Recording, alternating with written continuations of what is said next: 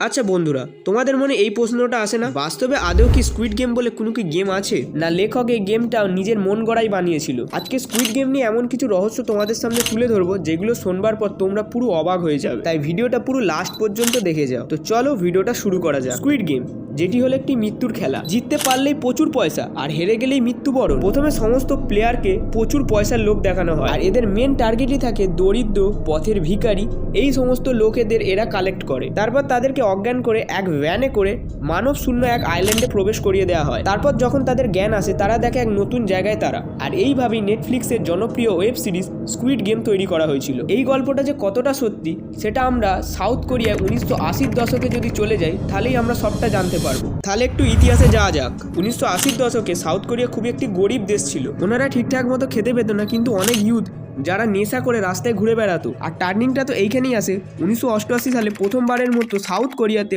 অনুষ্ঠিত হতে চলেছিল অলিম্পিক, যার জন্য বাইরের অনেকেই খেলা দেখতে আসতো যে সাউথ কোরিয়া কিরকম অলিম্পিক খেলা হচ্ছে। গ্লোবালি একটা বড় ইমেজ করার জন্য, যে সাউথ কোরিয়াকে আরো ভালো দেখানোর জন্য, এখানে একটা প্রেসিডেন্ট নতুন রুল চালু করে, যার নাম হলো ব্রাদার হোমস। তোমরা ঠিকই শুনেছো, যার নাম হলো ব্রাদার হোমস। এই শব্দটা খুব ভালো করে শুনে নাও, কারণ গল্পটা এবার এখান থেকেই শুরু হচ্ছে। সরকার এটা ডিক্লেয়ার করে যে ব্রাদার্স হোমসে যাবে তাদেরকে আমরা ফ্রিতে খাওয়া দাওয়া সব কিছু দেবো। এই লোভে অনেকেই রাজি হয়ে যায় সেই জায়গায় যাওয়ার জন্য। এটাই যে কতটা ডেঞ্জারাস হতে চলেছিল এক্ষুনি তোমরা বুঝতে পারবে, কারণ ওখানে যারা যেত তারা আর কোনোদিন ফিরেই আসতো না। ওই সময় একটা জিনিস দেখা যায়, শিশু চুরির হারও বেড়ে গেছে, যাদের বয়স 10 থেকে 12 বছর। আসলে সরকারি জোরজবস্তি এই বাচ্চা লোকে চুরি করছিল। একটা ইন্টারভিউ থেকে এটা জানতে পারা যায়, শিশু থেকে বয়স্ক সবাই ওইখানে আটক ছিল, যেমন কি স্কুইড গেমে দেখানো হয়েছে। ওদেরকে আইডেন্টিফাইড করার জন্য একটা করে নাম্বারও দেওয়া হতো, যেমন কি স্কুইড গেমে আমাদের দেখানো হয়েছে। এবং এদের ওপর চলতো মর্মান্তিক টর্চার।